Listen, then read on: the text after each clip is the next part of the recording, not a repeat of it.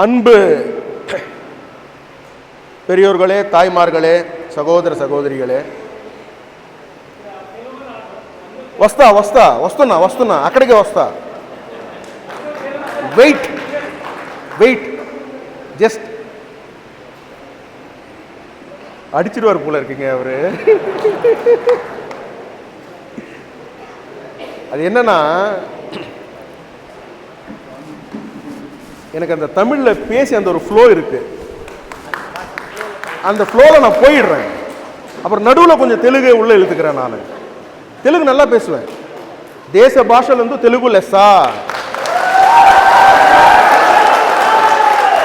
முன்னே அமர்ந்திருக்கக்கூடிய தலைவர்கள், இந்த கட்சியை பொறுத்த வரைக்கும் தொண்டர்களே கிடையாது, எல்லாருமே தலைவர்கள் தான். ஏன் சொல்றேன் அப்படின்னா, இன்னைக்கு நினைச்சா ஒரு சாதாரண தொண்டனை கூட பிரதமராக ஆக்கக்கூடிய சக்தி இருக்கக்கூடிய ஒரே ஒரு கட்சி பாரதிய ஜனதா கட்சி. சகோதரர் உதயநிதி ஸ்டாலின் கேட்டார், இது உங்க அப்பா வீட்டு சொத்தா அப்படின்ட்டு இல்லையா? அது போல அவர் அப்பா வீட்டு சொத்தா திமுக இருக்கு. ஆனா இது யார் அப்பா வீட்டு சொத்தும் கிடையாது, பிஜேபி அனைவரின் சொத்தும் போல. இன்னைக்கு என்ன ரொம்ப பிடிச்சிருக்குன்னா, எனக்கு நான் நிறைய இடத்துல பேசியிருக்கேன். அதாவது 234 தொகுதியில் ஒரு 34-40 தொகுதி மட்டும்தான் நான் போயிருக்க மாட்டேன். ஆனால் அதுவும் அந்த பாத யாத்திரையை செல்லும் வழி தேர்வு செய்யறதுக்கு நான் அங்கே போயிருப்பேன். 234 தொகுதி போனவனாவே வச்சுப்போம். இந்த 234 தொகுதி நான் பார்த்துருக்கேன். ஆனால் இந்த சைடு மட்டும், இந்த ஹோசூர், தளி, இது மட்டும் கொஞ்சம் டிஃப்ரெண்ட்டாக இருக்கிறீங்க. ஏன்னா எனக்கு பார்க்குற அத்தனை பேருமே லீடராக தெரியுறீங்க. எல்லாருமே எனக்கு லீடராகவே தெரியுறீங்க. ஆரம்பிக்கும் போது அந்த மண்டல் தலைவர், நம்ம மண்டல் தலைவர் பேர் என்ன, சிவகுமார், மண்டல் தலைவர் சிவகுமார் ஆரம்பித்த போது அங்கே யாரு முன்னாடி வாங்க அப்படின்னாங்க. ஒரு ஸ்டேட் லீடர் தான் இந்த ஆக்ஷன் வரும், முன்னாடி வாங்க, ஏன் அங்கே உட்காந்துருக்கீங்க. அது போல ஒரு மண்டல் தலைவரே பார்த்தீங்கன்னா இந்த அளவுக்கு பவர்ஃபுல்லாக இருக்கிறாருன்னா, இந்த இடம் ரொம்ப பவர்ஃபுல்லான இடம். அது எனக்கு தெரிஞ்சுக்கிறேன்.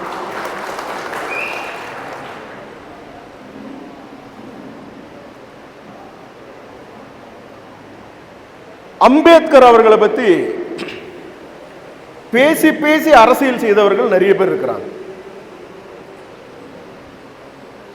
நம்ம ஊர்லயே பார்த்தீங்கன்னா அண்ணன் திருமாவளவன் அவர்கள் இருக்கிறார். திமுக மற்ற எல்லா கட்சிகளும் பேசியே எதுவுமே அவருக்கு பண்ணல. நிறைய அவருக்கு பேசியே அரசியல் செய்தாங்க. ஆனா பிரதமர் நரேந்திர மோடி அவர்கள் அவருடைய வாழ்க்கையை மக்களிடையே கொண்டு சேர்க்கிறார். எப்படி சேர்க்கிறாரு? அவர் என்ன சொல்றாரு? டாக்டர் அம்பேத்கர் அவர்கள் என்ன சொல்றாரு? சாதாரண மக்களுக்கும் அதிகாரம் வழங்கப்பட வேண்டும், சாதாரண மக்களும் அதிகாரத்தில் உட்காரணும். 70 வருஷம் இருந்த காங்கிரஸ் செஞ்சாங்களா? நான் உங்களை தான் கேட்கிறேன். 70 வருஷம் இந்த காங்கிரஸ் செஞ்சாங்களா? இப்போ இருக்கக்கூடிய பாஜக செய்யுதா? 2 முறை ஜனாதிபதியாக, இதற்கு முன்னாடி ஒரு எஸ்சி சமுதாயத்துக்கு சேர்ந்தவங்களையும் இப்பொழுது எஸ்டி சமுதாயத்துக்கு சேர்ந்தவங்களையும் தேர்ந்தெடுக்கக்கூடிய தைரியம் படைத்த ஒரே கட்சி பாஜக, பாரதிய ஜனதா கட்சி. ஆனா சோசியல் ஜஸ்டிஸ், சமத்துவம் பேசக்கூடிய திமுக அரசாங்கம், திமுக தலைவர்கள் ஒரு எஸ்டி சமுதாயத்துக்கு சேர்ந்த திரௌபதி முர்மு அவர்களுக்கு ஜனாதிபதியாக நம்ம நாமினேட் பண்றோம் அப்படின்னா அதை எதிர்த்தாங்க. இதை மறந்துடக்கூடாது. திமுக எதிர்த்துச்சு. உண்மையிலேயே சமத்துவம் பேசக்கூடியவங்களா இருந்தால் நீங்க அன்கண்டிஷனல் சப்போர்ட் கொடுத்துருக்கணுமா வேண்டாமா? அதனால தமிழகத்தில் முக்கியமாக இன்னொன்று நான் சொல்லணும்னு நினைக்கிறேன். அண்ணன் நாகராஜ் அவர்கள் சொன்னாங்க,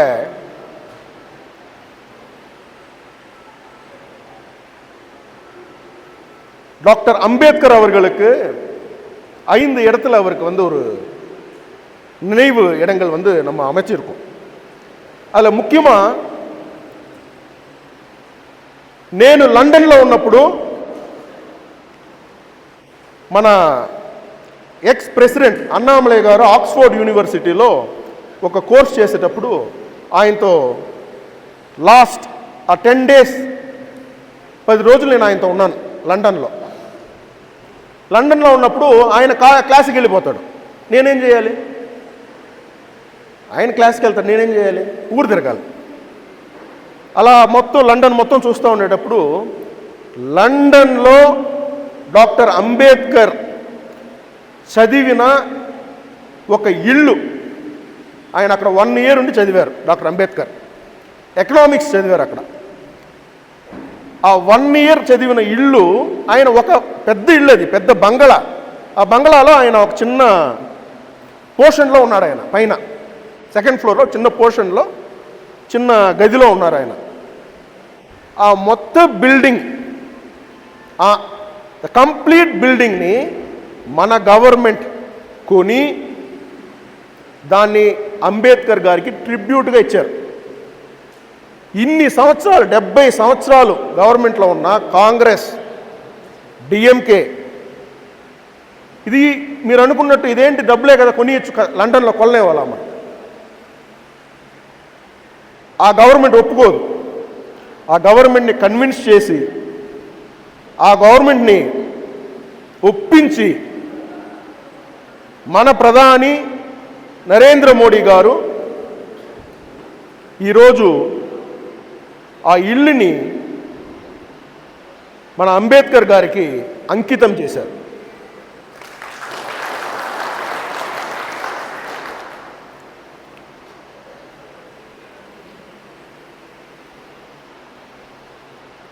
నిజంగానే నేషనల్ ఎడ్యుకేషన్ పాలసీ ఈ ఊర్లోనే పుట్టిందేమో. ఒకరు కన్నడ మాట్లాడుతున్నారు, ఒకరు తెలుగు మాట్లాడుతున్నారు, ఇంకొకరు తమిళ్ మాట్లాడుతున్నారు. ఇది మరిగా నేను ఎక్కడ చూడలేదు. తమిళనాడులో ఎక్కడ నేను ఇలా ఒక కాంబినేషన్ చూడలేదు. It's a deadly combination, very powerful combination. At the same time మన స్టేట్ పాలిటిక్స్కి వస్తే మనకి ఎగ్జాక్ట్గా సరిగ్గా చూస్తే మనం 9 నెలలు ఉంది. 9 నెలలు. 26లో మేలో మనకి ఎలక్షన్, ఏప్రిల్ మేలో మనకి ఎలక్షన్. స్టాలిన్ నాకు తెలిస్తే ఇంకా కొన్ని రోజుల్లో ఆయన మాత్రమే ఉంటారేమో బయట, మిగతా అందరూ గవర్నమెంట్ మొత్తం జైలుకి వెళ్ళిపోద్ది అనుకుంటా. ఆయన ఒక్కడే ఉంటాడేమో, అది కూడా డౌటే. అందరూ పోయిన తర్వాత ఆయన మాత్రం ఏం చేస్తాడు? ఆయన లోపల పోవాల్సిందే. అదే రీసెంట్గా కూడా నేను చెప్పా, అయ్యా స్టాలిన్ గారు, మీరు ఇప్పుడున్నప్పుడే 9 నెలల్లో ఆ జైలు ఒకటి ఉంది పొలలని, ఆ జైలుకి పేరు మార్చుకోండి. కలెక్టర్ కరుణానిధి జైలు అని పెట్టుకొని మంచి ఒక ఏసీ రూమ్ పెట్టుకొని మంచి ఫుడ్ రెడీ చేసుకొని బాగా కంఫర్ట్గా బెడ్ ఏసీ గీసీ పెట్టుకొని ఒక 10 రూములు రెడీ చేసుకోండి సార్. ఎందుకంటే మేము రాగానే లైన్గా పోతానే ఉంటారు లోపలికి. మళ్ళీ అక్కడ రిజర్వేషన్ దొరకదంటే ప్రాబ్లం అవుతుంది. ఉదయనిధికి స్పెషల్ రూమ్ అమ్మా, ఆయనకి మాత్రం ఉదయనిధికి స్పెషల్ రూమ్. మన గవర్నమెంట్ వచ్చే లోపలనే ఒక 4-5 మంది వెళ్ళిపోతారు అనుకుంటా. సెంధిల్ బాలాజీ, పొన్ముడి, దురైమురుగన్.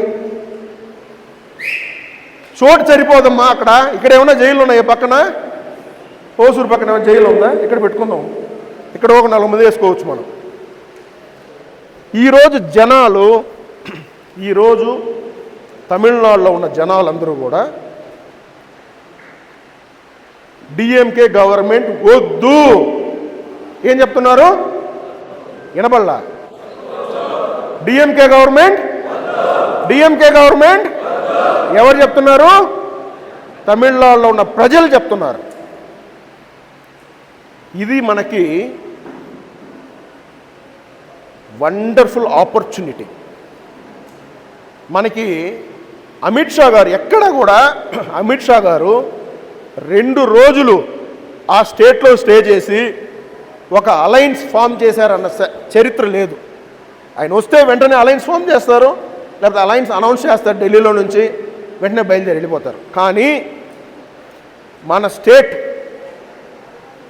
మన ప్రజలు పడే బాధను చూసి ఎలా అయినా పెద్ద కూటమిని మనం క్రియేట్ చేయాలి, ఎలా అయినా మన పెద్ద కూటమి, డిఎంకే వాళ్ళ దగ్గర డబ్బు ఉంది, పవర్ ఉంది, దానికి తగినట్టు మనం ఒక పెద్ద కూటమి ఫామ్ చేయాలి, అలయన్స్ ఫామ్ చేయాలి. 2 రోజులు నేనున్నాను అక్కడ.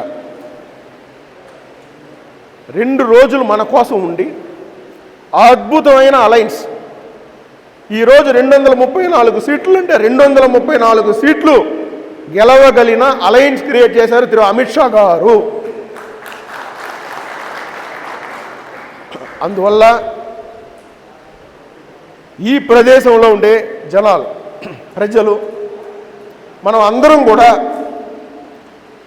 నరేంద్ర మోడీ గారికి ఒక హామీ ఇవ్వాలి. నరేంద్ర మోడీ గారికి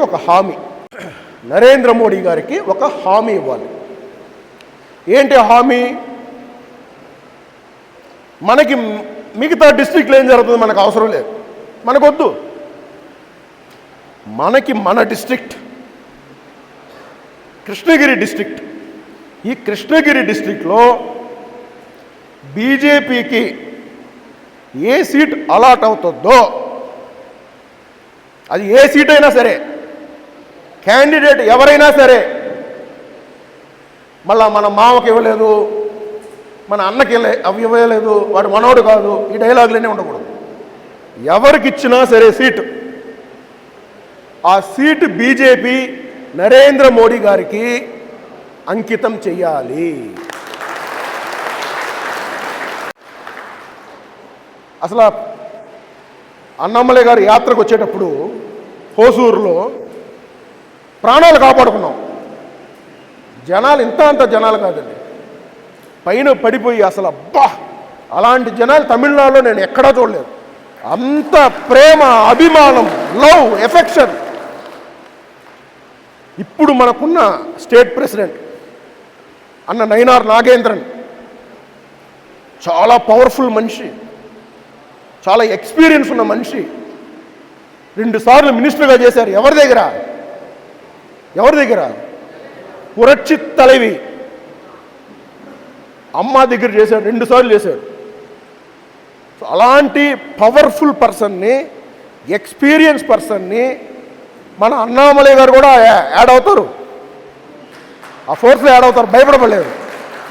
యాడ్ అయ్యి కోడితే డిఎంకే 200 సీట్లు డిపాజిట్ లేకుండా పోవాలి, డిపాజిట్ ఇవ్వకూడదు. అప్పుడు చెప్తాం నరేంద్ర మోడీ దగ్గర, ఇది తమిళనాడు బీజేపీ అని చేసి చూపించాలి. ఒక్కొక్కసారి వచ్చేటప్పుడు ఆయన అడుగుతాడు, ఎప్పుడు ఇస్తారు మీరు తమిళనాడు, ఎప్పుడు ఇస్తారు గిఫ్ట్ అని.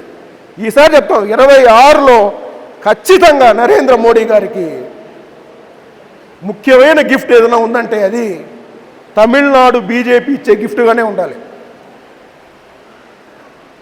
మిత్రులారా, కొంచె நேரம் தமிழ்ல பேசிக்கலாமா? ரொம்ப நேரம் பேசி எனக்கு கூட ஆந்திரா போயிட்டேன்னு நினச்சிட்டேன்.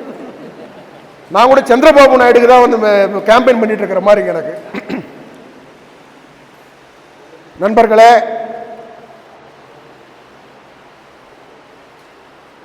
உழைப்பு மிக அவசியம். நம் அனைவரும் கூட உழைக்க வேண்டும். கட்சிக்கு வந்தோம், மீட்டிங்கு வந்தோம், அவர் அண்ணன் ஏதோ பேசினாரு, கேட்டுக்கிட்டோம், வீட்டுக்கு போய் மறந்துடக்கூடாது. நான் சொல்றேன், நம்ம ஆட்சிக்கு வந்தா நீங்க என்ன கேட்கிறீங்களோ அதை நான் செய்து கொடுக்குறேன்.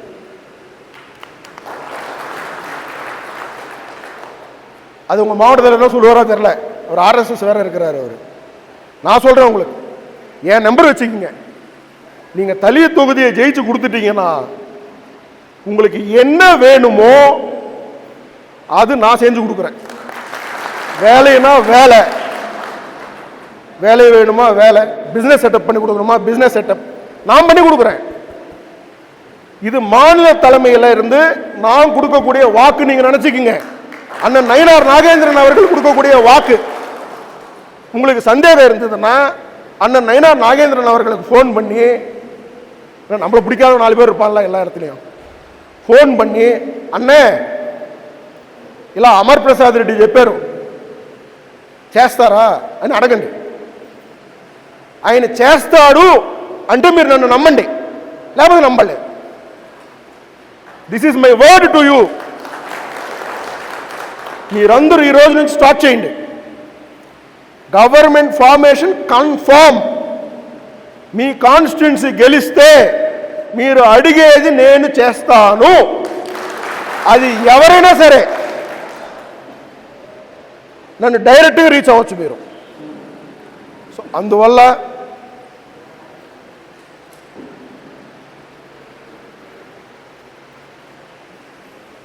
ரொம்ப நாள் கழிச்சு தாய் வீடுக்கு போன மாதிரி இருக்கு. அவ்வளோ சந்தோஷமா இருக்கு தெலுங்குல பேசும்பொழுது. ரொம்ப நாள் கழிச்சு நல்லா பேசுவேன், ஆனால் பேசுறதுக்கு வாய்ப்பே இல்லை. வரும் இப்போ வரும்னா ஆந்திராவில் எலெக்ஷன் நடக்கும்போது வரும், இல்லை தெலுங்கானாவில் எலெக்ஷன் நடக்கும்போது வரும், இல்லை ஏதோ என்னுடைய நண்பர் நாரா லோகேஷ் சந்திரபாபு நாயுடைய அவருடைய பையன் அவர் ஏதோ நிகழ்ச்சிகளை கூப்பிடுவார், அப்போ பேசுவோம். அப்புறம் கேள்விப்பட்டேன் இந்த தொகுதியில் சிரஞ்சீவியும் பவன் கல்யாண் ஃபேன்ஸ் நிறைய இருக்கிறீங்கன்ட்டு. 2 நாள் தேர்தலுக்கு 2 நாள் பவன் கல்யாண் இந்த தொகுதியில் கேம்பெயின் பண்ணுவார். 2 நாள் 2 நாள் நாரா லோகேஷ் அவர்கள் கேம்பெயின் பண்ணுவாங்க இதே தொகுதியில். ஒரு நாள் நாரா Chandrababu Naidu, the chief minister of Andhra Pradesh, will campaign in this constituency and Hosur constituency also. Pawan Kalyan சொல்லிட்டேன் தலைவா, இவ்வளவு தூரம் வந்துட்டு ஹோசூர் போகாம இருப்பாங்களா? ஹோசூரும் போவாங்க, హోసూర్లயும் கேம்பெயின் பண்ணுவாங்க. அதனால మనందరం శపథం తీసుకోవాలి. నేను మిమ్మల్ని 3 గంటలకు లేచాను ఇంట్లో 3 గంటలు లేచి ఇంత దూరం వస్తున్నాను. మిమ్మల్ని చూసేసి మళ్ళీ బయలుదేరాను. రేపు మళ్ళీ అక్కడ ప్రోగ్రామ్స్ ఉన్నాయి చెన్నైలో, వెరీ ఇంపార్టెంట్. ఒక ఇది వెళ్తుంది, అన్నామలై గారు లేరు, అన్నామలై గారు వెళ్ళిపోయారు, ఎక్కడికి వెళ్ళారు.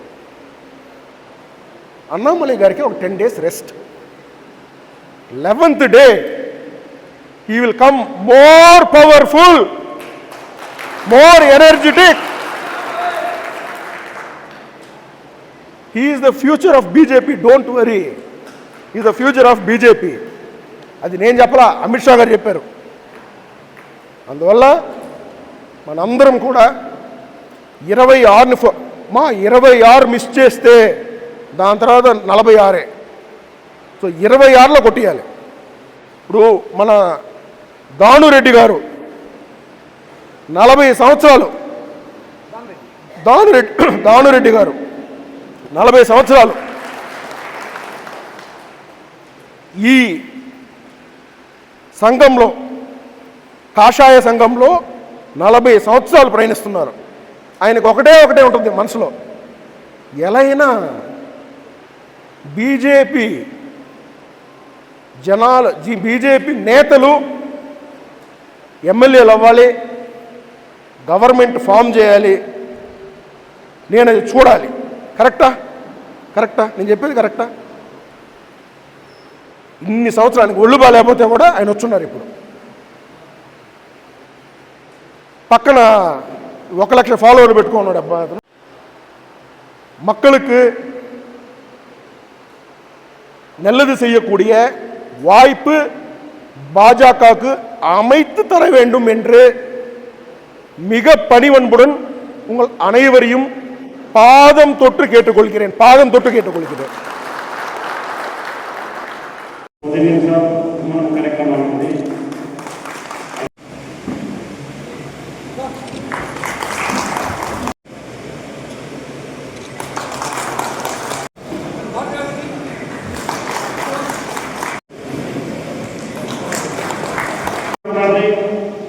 మన తమిళనాడులో ఎదురు చూసేది ఏమంటే దీనికి కొందరు వచ్చి అన్నామలజీ మాநில தலைவరుగా ఉంది, దీనికి వచ్చి డిఎంకే వాళ్ళు కానీ కమ్యూనిస్ట్ వాళ్ళు కానీ వాళ్ళు నిధులు లేకుండా వాళ్ళు నిధులు చేపించే వ్యక్తి ఎవరైతే మన తమిళనాడులో అన్నామలజీ.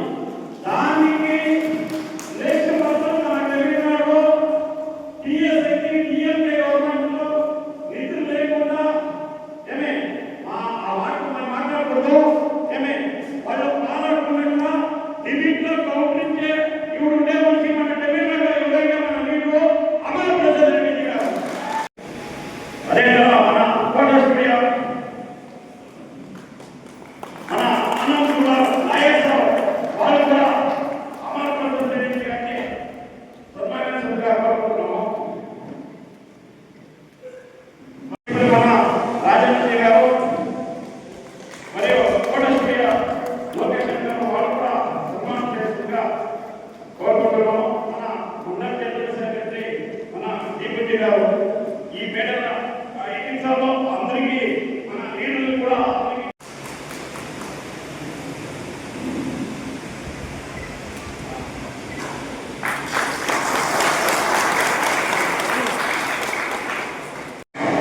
ఇప్పుడు మన దీపో మండల సన్మానం చేస్తుందిగా మరియు మన మున్నర్ వార్డులో మన నాగరాజు గారికి జనరల్ సెక్రటరీ మన నంజామతి గారు సన్మానం చేస్తుందిగా